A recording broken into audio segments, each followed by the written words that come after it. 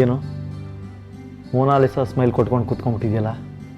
ಆಹಾ, ಹೊಗಳೋದಕ್ಕೂ ಒಂದು ಮಿತಿ ಇರಬೇಕಪ್ಪ. ಸುಮ್ಮನೆ ಹಾಗೆಲ್ಲ ಕಾಂಪ್ಲಿಮೆಂಟ್ಸ್ ಕೊಡಬಾರ್ದು. ಆದರೆ ನೀನು ಸಂತೋಷವಾಗಿರೋದು ನಿಜ ತಾನೆ? ಸಂತೋಷ, ಆಶ್ಚರ್ಯ ಎರಡೂ ಆಗ್ತಿದೆ ಶ್ರೀಕಾಂತ್. ಜೀವನ ಎಷ್ಟು ವಿಚಿತ್ರ ಅಲ್ವಾ? ಎಲ್ಲ ಸರಿ ಹೋಗ್ತಿದೆ ಅಂದ್ಕೊಳ್ತಿರುವಾಗ ಒಂದಾದ್ಮೇಲೆ ಒಂದು ಕಷ್ಟ ಬರುತ್ತೆ. ಕಷ್ಟನ ಅನುಭವಿಸ್ಕೊಂಡು ಒದ್ದಾಡ್ತಿರುವಾಗ ಇದ್ದಕ್ಕಿದ್ದ ಹಾಗೆ ಸಂತೋಷದ ದಿನಗಳು ಶುರುವಾಗತ್ತೆ. ಇದೆಲ್ಲ ನಮ್ಮ ವಿಷಯದಲ್ಲಿ ಎಷ್ಟು ನಿಜ ಅಲ್ವಾ? ಹೌದು ವೈಜು, ಒಂದಲ್ಲ ಒಂದು ವಿಧದಲ್ಲಿ ನನ್ನ ಪರಿಸ್ಥಿತಿ ಕಟ್ಟಾಗ್ತಿತ್ತು.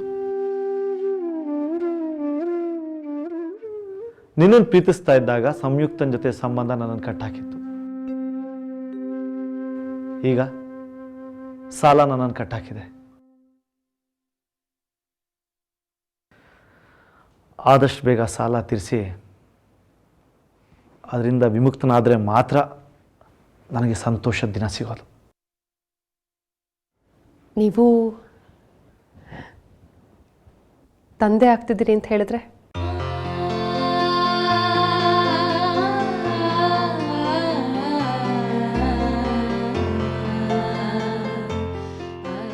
ಡಾಕ್ಟರ್ ಹತ್ರ ಹೋಗಿದ್ದೆ, ಕನ್ಫರ್ಮ್ ಆಗಿದೆ. ಮತ್ತೆ ಹೇಳೇ ಇರಲಿಲ್ಲ. ಎಲ್ಲಿ ಶ್ರೀಕಾಂತ್, ನಮಗಿದ್ದ ಟೆನ್ಷನ್ಗಳ ಮಧ್ಯೆ ಈ ವಿಷಯ ಹೇಳಬೇಕೋ ಬೇಡವೋ ಅಂತಲೇ ಗೊತ್ತಾಗಲಿಲ್ಲ.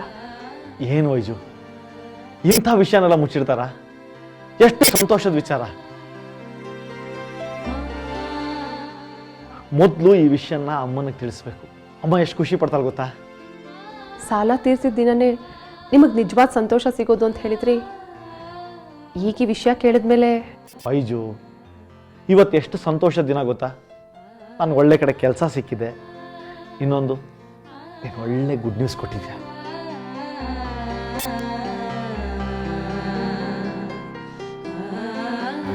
ವೈಜು, ಈ ವಿಷಯ ಮನೆಯವ್ರೆಲ್ಲರಿಗೂ ಗೊತ್ತಾ? ಇಲ್ಲ, ಮೊದಲು ನಿಮಗೆ ಹೇಳಬೇಕು ಅಂದ್ಕೊಂಡೆ. ನಾಳೆ ಎಲ್ರಿಗೂ ಹೇಳ್ತೀನಿ. ಅಜ್ಜಿಗೆ ಎಷ್ಟು ಸಂತೋಷ ಆಗುತ್ತೆ ಗೊತ್ತಾ ಶ್ರೀಕಾಂತ್? ಯಾವಾಗಲೂ ಹೇಳ್ತಿದ್ರು, ನನಗೆ ಮದುವೆ ಮಾಡಬೇಕು, ನನ್ನ ಮಗುನ ಎತ್ತ ಆಡಿಸ್ಬೇಕು ಅಂತ. ಆಗ ನನಗೂ ಅನ್ನಿಸ್ತಿತ್ತು, ನನ್ನ ಗಂಡ, ನನ್ನ ಮನೆ, ನನ್ನ ಸಂಸಾರ, ನನ್ನ ಮಗು. ಆದರೆ ಇದೆಲ್ಲ ಇಷ್ಟು ಬೇಗ ಆಗತ್ತೆ ಅಂತ ನಾನು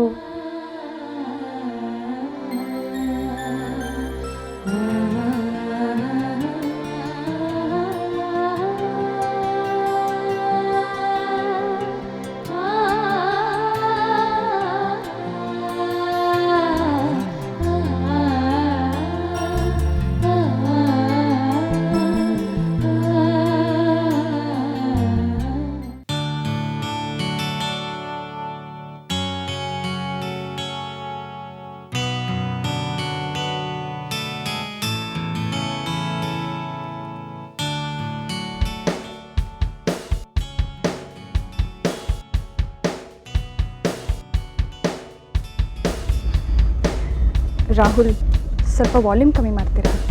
ಯಾಕೆ, ನಿಮಗೆ ಮ್ಯೂಸಿಕ್ ಅಂದರೆ ಇಷ್ಟ ಇಲ್ವಾ? ಇಷ್ಟ, ಆದರೆ ಇಷ್ಟು ಜೋರಾಗಿ ಕೇಳಿದರೆ ಮನಸ್ಸಿಗೆ ಹಿಂಸೆ ಆಗುತ್ತೆ. Okay, as you wish. Thanks. Sohini, ನಾನು ನಿಮ್ಮನ್ನೀಗ ಎಲ್ಲಿಗೆ ಕರ್ಕೊಂಡು ಹೋಗ್ತಾ ಇದ್ದೀನಿ ಗೊತ್ತಾ? ಇಲ್ಲ. ನನ್ನ ಫೇವ್ರೇಟ್ ಹುಡುಗಿನ ನನ್ನ ಫೇವ್ರೇಟ್ ರೆಸಾರ್ಟಿಗೆ ಕರ್ಕೊಂಡು ಹೋಗ್ತಾ ಇದ್ದೀನಿ. ಓ, ಎಷ್ಟು ದೂರ ಇದೆ ರೆಸಾರ್ಟು? ಸಿಟಿ ಲಿಮಿಟ್ಸ್ಗಿಂತ ಸ್ವಲ್ಪ ದೂರದಲ್ಲಿದೆ. ಸಿಟಿ ಲಿಮಿಟ್ಸ್ಗಿಂತ ದೂರದಲ್ಲಿದೆಯಾ? ಯಾಕೆ, ಏನಾದರೂ ಪ್ರಾಬ್ಲಮ್ಮಾ? ಏನಿಲ್ಲ, ಸಂಜೆ ಒಳಗೆ ಮನೇಲಿ ಇರಬೇಕಿತ್ತು. ಯಾಕೆ? ಕಾರಣ ಹೇಳಲೇಬೇಕಾ? ಹೌದು ಅಂದರೆ? ನನ್ನ ಫ್ರೆಂಡು US ಇಂದ ಬಂದಿದ್ದಾಳೆ. ಅವಳು ಸಂಜೆ ಮನೆಗೆ ಬರ್ತಾ ಇದ್ದಾಳೆ.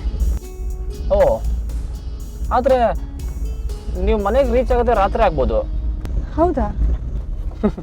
ಇಲ್ಲ, ತಮಾಷೆಗೆ ಹೇಳಿದೆ. ಸಂಜೆ ಒಳಗಡೆ ಮನೇಲಿರ್ಬೋದು. ಆಯಿತು.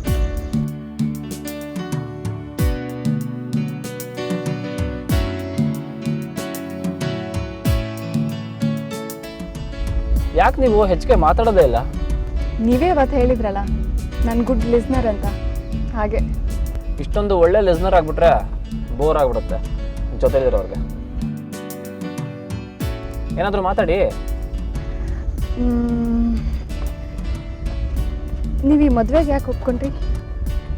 ಯಾಕೆ ಅಂದರೆ ಸಿಂಪಲ್, ನೀವು ನನಗೆ ಇಷ್ಟ ಆದ್ರಿ ಅಷ್ಟೇನಾ?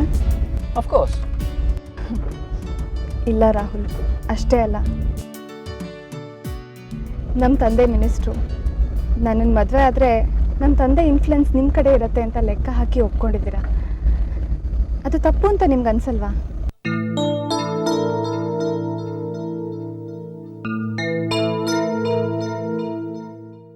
ಕಮಾನ್ ಸೋಹನಿ, ಲೆಕ್ಕಾಚಾರ ಹಾಕಿದ್ದು ನಾನೊಬ್ಬನೇ ಅಲ್ಲ, ನಿಮ್ಮ ತಂದೆನೂ ಲೆಕ್ಕಾಚಾರ ಹಾಕಿರ್ತಾರೆ ಅಂತ ನಿಮ್ಗೆ ಅನ್ನಿಸ್ತಾ ಇಲ್ವಾ?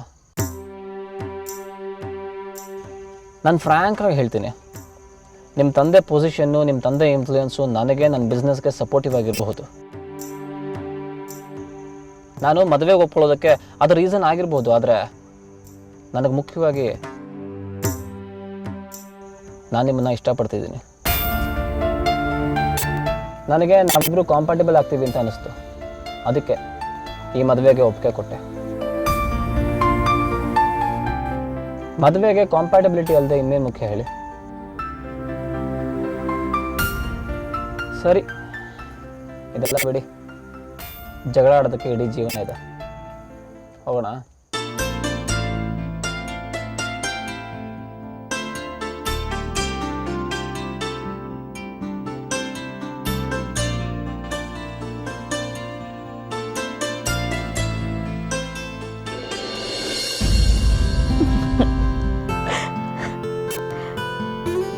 ಎಂಥ ಒಳ್ಳೆ ಸುದ್ದಿ ಹೇಳಿ ವೈಜಯಂತಿ, ತುಂಬ ಸಂತೋಷ ಆಗ್ತಾ ಇದೆ. ಕಂಗ್ರಾಟ್ಸ್ ಅಕ್ಕ. ನೀನು ಭವ ನಮಗೆಲ್ಲ ಡಬಲ್ ಟ್ರೀಟ್ ಕೊಡಿಸ್ಬೇಕು. ಅವ್ರಿಗೆ ಬಾಂಬೆಲಿ ಕೆಲಸ ಸಿಕ್ಕಿರೋದಕ್ಕೆ, ಮತ್ತು ತಂದೆ ತಾಯಿಯಾಗಿ ನಿಮ್ಮಿಬ್ರಿಗೂ ಪ್ರಮೋಷನ್ ಆಗ್ತಿರೋದಕ್ಕೆ. ನಮ್ಮ ವೈದೇಹಿನೇ ಕೊನೆಗೆ ಈ ಮನೇಲಿ ಮಗುವಾಗಾಡಿದ್ದು. ಆಮೇಲೆ ಈ ಮನೇಲಿ ತೊಟ್ಲು ಕಟ್ಟಿದ್ದು ನನಗೆ ಮರ್ತೇ ಹೋಗಿದೆ. ಮರಿ ಮಗು ಬರ್ತಾ ಇದೆ ಅಂತ ಅಜ್ಜಿಗೆ ಫುಲ್ ಜೋಶ್ ಬಂದ್ಬಿಟ್ಟಿದೆ. ಆಗಲೇ ಮಗುಗೆ ಏನು ಹೆಸರಿಡೋದು ಅಂತ ಯೋಚನೆ ಮಾಡೋದಕ್ಕೆ ಶುರು ಮಾಡಿಬಿಟ್ಟಿದ್ದಾರೆ. ಅಯ್ಯ, ಹೆಸರಿಡೋದು ಎಷ್ಟು ಮುಖ್ಯ ಅಂತ ನಿನಗೇನು ಗೊತ್ತು ವೈದೇಹಿ? ಈಗ ನನ್ನೇ ತಗೋ, ವಿಶ್ವವಿಖ್ಯಾತ ಸರ್ ಎಂ ವಿಶ್ವೇಶ್ವರಯ್ಯನವ ಥರ ಆಗಲಿ ಅಂತ ನಮ್ಮ ಅಪ್ಪ ಅಮ್ಮ ಈ ಹೆಸರಿಟ್ರು ನನಗೆ. ವಿಶ್ವವಿಖ್ಯಾತ ಹೋಗಲಿ, ಹೆಂಡತಿ ಮುಂದೆನೇ ಮರ್ಯಾದೆ ಇಲ್ಲ ನನಗೆ. ಪ್ರಿಯದರ್ಶಿನಿ ಯಾವಾಗಲೂ ಹಂಗಿಸ್ತಿರ್ತಾಳೆ, ನಾನು ಈ ಹೆಸರಿಟ್ಕೊಂಡು ಅವ್ರಿಗೆ ಅವಮಾನ ಮಾಡಿದ್ದೀನಂತೆ. ಬೇಕಿತ್ತಾ ಇದು?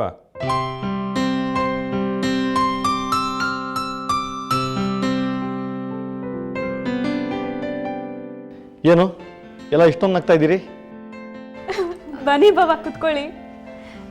ಎಲ್ಲ ನಿಮ್ಮದೇ ಗುಡ್ ನ್ಯೂಸ್, ಖುಷಿ ಆಗಲ್ವಾ? ಯಾ ಶ್ರೀಕಾಂತ್ ಇಷ್ಟು ಲೇಟು? ಆಫೀಸ್ನಲ್ಲಿ ನನ್ನ ರೆಸಿಗ್ನೇಷನ್ ಅಕ್ಸೆಪ್ಟ್ ಮಾಡ್ಕೊಂಡು ನನ್ನ ರಿಲೀವ್ ಮಾಡಿದ್ರು.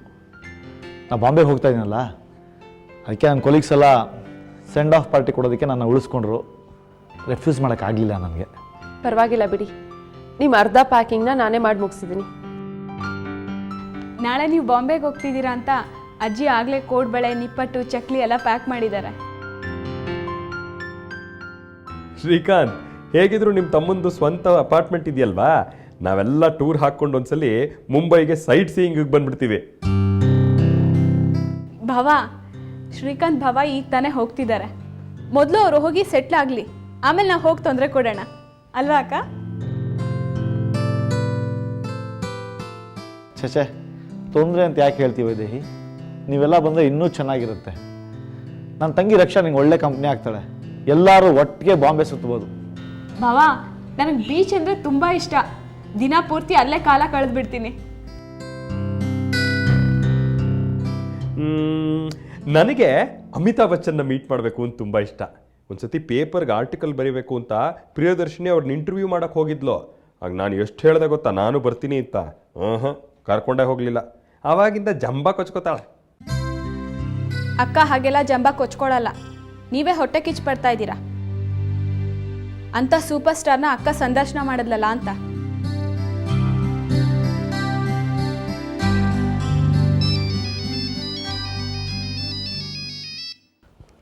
ಹೇಳು ಶಶಾಂಕ್, ಹೌದು, ನಾಳೆನೇ ಹೊರಡ್ತಾ ಇದ್ದೀನಿ.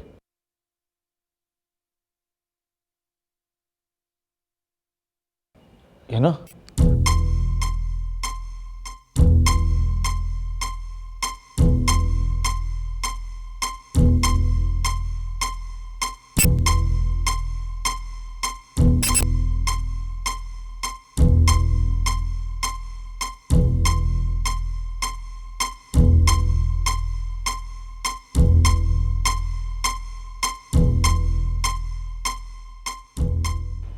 ವೈಜು, ಬಾಂಬೆ ಕೆಲಸ ಅಪಾಯಿಂಟ್ಮೆಂಟ್ ಕ್ಯಾನ್ಸಲ್ ಆಯ್ತಂತೆ.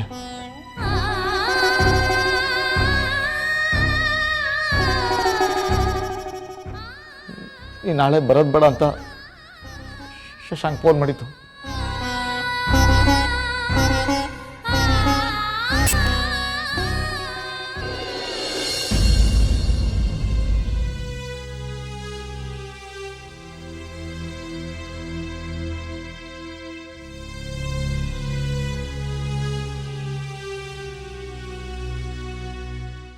ಕಾಫಿ ಕೊಡ್ಲಾ ಶ್ರೀಕಾಂತ್? ಕಾಫಿ ಬೇಡ ವೈಜು. ಏನು ಯೋಚನೆ ಮಾಡ್ತಿದ್ದೀರಿ? ನಿಮ್ಮನ್ನೇ ಕೇಳ್ತಾ ಇರೋದು. ಏನು ಯೋಚನೆ ಮಾಡ್ತಾ ಇದ್ದೀರಾ? ಸ್ವಲ್ಪ ಸುಮ್ಮನೆ ಇರ್ತೀಯ ವೈಜು.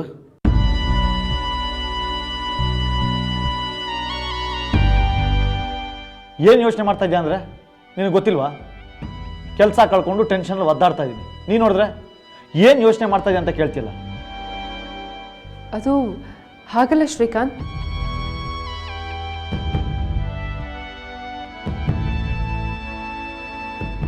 ಶ್ರೀಕಾಂತ್, ಸಮಾಧಾನ ಮಾಡ್ಕೋಪ. ಈ ಕೋಪ ಮಾಡ್ಕೊಳ್ಳೋದ್ರಿಂದ ಏನೂ ಪ್ರಯೋಜನ ಆಗೋದಿಲ್ಲ.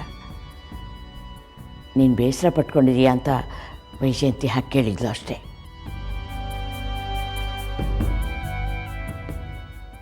ಮುಂದಕ್ಕೆ ಏನು ಮಾಡಬೇಕು ಅಂತಿದ್ದೀಯಪ್ಪ? ಗೊತ್ತಿಲ್ಲ ಅಜ್ಜಿ, ದಿಕ್ಕೇ ತೋಚ್ತಾ ಇಲ್ಲ.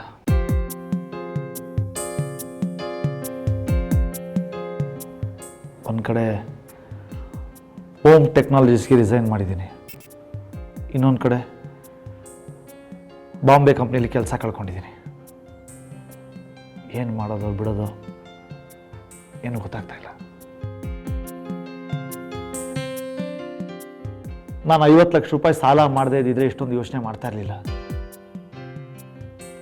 ಅದಿಲ್ಲ ಅಂದರೆ ಇನ್ನೊಂದು ಕೆಲಸ ಅಂತ ಸುಮ್ಮನೆ ಬಿಡ್ತಾ ಇದ್ದೆ. ಆದರೆ ಈಗ ಒಂದು ಕಡೆ ಕೆಲಸ ಇಲ್ಲ, ಇನ್ನೊಂದು ಕಡೆ ಸಾಲದ ಹೊರೆ, ತಲೆ ಕೆಟ್ಟೋಗಿದೆ. Calm down Srikanth. ಇದಕ್ಕೇನಾದರೂ ಒಂದು ದಾರಿ ಹುಡ್ಕೋಣ.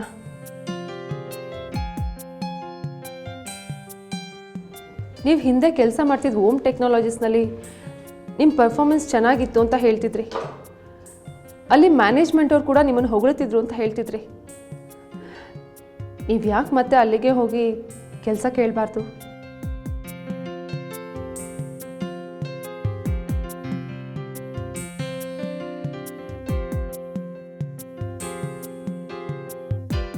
ಇಲ್ಲ ವೈಜು, ನನಗೇನೋ ಅನುಮಾನ. ಅವ್ರು ಕೆಲಸ ಕೊಡೋದಿಲ್ಲ ಅನಿಸುತ್ತೆ. ಒಂದ್ಸಲಿ ರಿಸೈನ್ ಮಾಡಿ ಬಂದಮೇಲೆ ಮತ್ತೆ ಹೋಗಿ ಕೆಲಸ ಕೇಳಿದ್ರೆ ಹುಚ್ಚು ಅನ್ಕೋತಾರಷ್ಟೆ.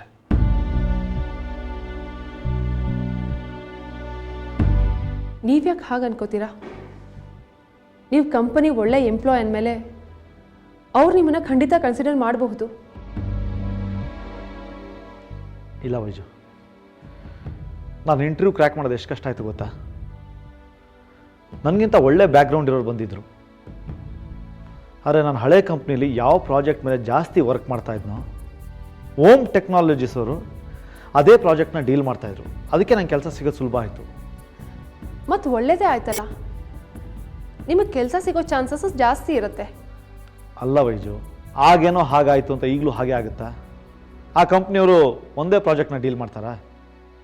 ಅದು ಅಲ್ಲದೆ ಈ ರಿಸೆಷನ್ ಟೈಮಲ್ಲಿ ಬಿಟ್ಟು ಹೋದ ಕೆಲಸ ಸಿಗೋದು ತುಂಬ ಕಷ್ಟ. ಹೋಪ್ಸ್ ಕಳ್ಕೊಬೇಡಿ ಶ್ರೀಕಾಂತ್. ನೀವು ಹಳೆ ಕಂಪ್ನಿ ಕಡೆ ಒಂದು ಸಲ ಹೋಗಿ ಬನ್ನಿ. ಇಲ್ಲ ವೈಜು, ಅದು ನೀನು ಅಂದ್ಕೊಂಡ್ರೆ ಸುಲಭ ಅಲ್ಲ. ಸರಿ, ಹೀಗೆ ಯೋಚನೆ ಮಾಡಿ. ಈಗ ಒಂದು ಕಂಪನಿ ಇಂಟರ್ವ್ಯೂನಲ್ಲಿ ಯಾರನ್ನ ಸೆಲೆಕ್ಟ್ ಮಾಡ್ಬೋದು? ಹೊಸ ಎಂಪ್ಲಾಯಿನ ಅಥವಾ ಅದೇ ಕಂಪ್ನಿ ಎಕ್ಸ್ ಎಂಪ್ಲಾಯಿನ? ಅಫ್ಕೋರ್ಸ್ ಎಕ್ಸ್ ಎಂಪ್ಲಾಯಿನೇ. ಅಲ್ವಾ? ಯಾಕೆ ಹೇಳಿ?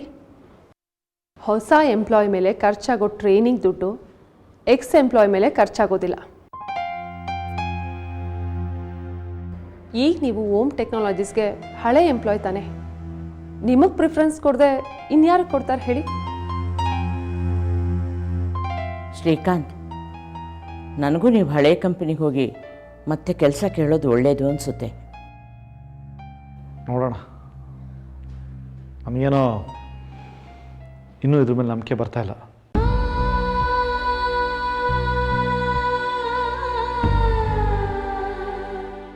ಜೋಡು ಹೆಂಡಿರಂಜಿ ಓಡಿ ಹೋಗುವಾಗ ಓಡಿ ಬಿದ್ದು ಬಯಲಾಯ್ತಲ್ಲ.